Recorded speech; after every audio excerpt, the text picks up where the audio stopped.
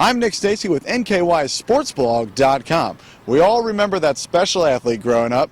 Maybe we were a kid in grade school, maybe we were in high school, or maybe we were that parent in the stands and thought to ourselves, man, this guy's got to be something. Now, I've scoured Northern Kentucky in an attempt to find these athletes, so come along and let's see who I got.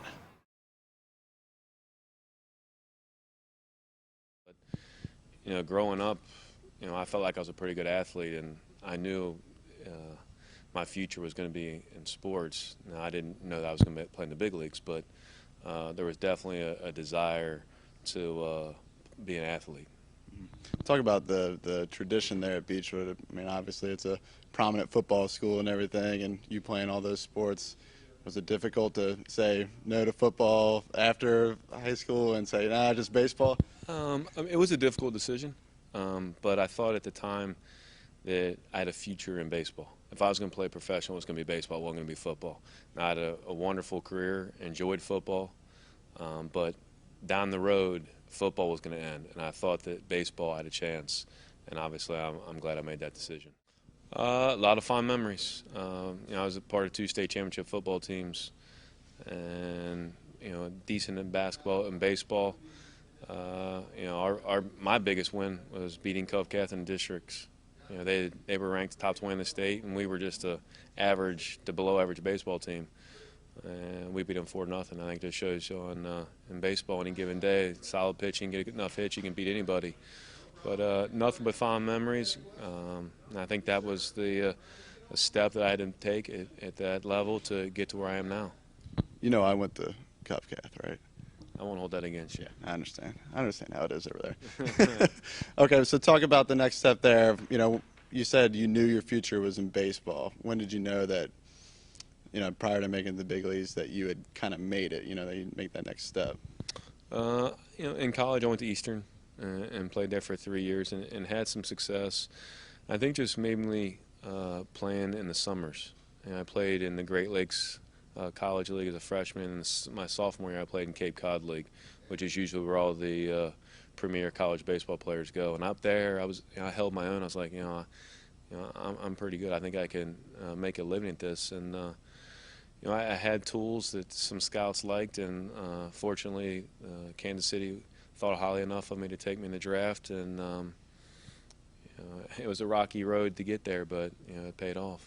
Yeah, I wanted to ask you about the rocky road, getting up through the minors. Where all did you play, and what kind of memories stick out through that? There's some funny stories, but I hit every stop on the road. Low A, high A, double A, triple A in the big leagues. But for the first 4 or 5 years, I struggled.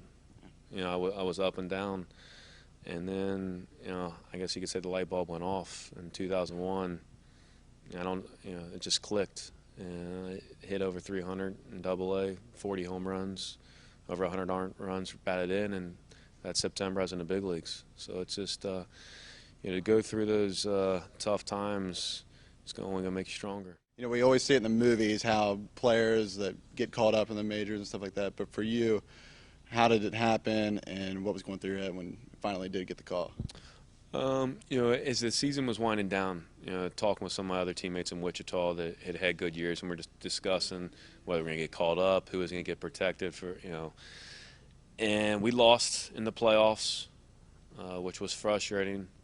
But when the game was over, the manager called me in his office, said you're one of the big leagues. So needless to say, the sting of that loss was gone then, and then the phone call home.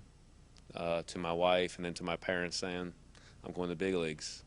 So it was an exciting time, nervous, but it was excitement. And the next day I'm on a plane to Arlington, Texas to play the Texas Rangers in a huge stadium, and as nervous can be. And that first time that you actually got to go out on the field and heard your name called and everything like that, when was that? And obviously I want to know everybody's dream is to run out on the field and hear their name and everything. Take me through that. Didn't start the first game in Arlington, but it was late in the game, and they need me to pinch run. Oh, nice. So I'm run out to second base, excited as can be, look over my shoulder. Alex Rodriguez was playing shortstop. I'm like, hey, Rod, yeah, nice. I'm just like, please don't get picked off. Please don't do anything stupid. Didn't do anything, stupid. Heading to bat later in the game, was nervous, popped out, but Made contact. yeah, just getting a taste of it was something I'll never forget. So take me through. You had a great career. I mean, it's not Hall of Fame or anything, but I mean that's extremely impressive, especially for people around here. Played how many? Was it 5 years? Is that right? I played parts of 4 seasons. 4 seasons. Four different years. I played parts of that season in the big leagues.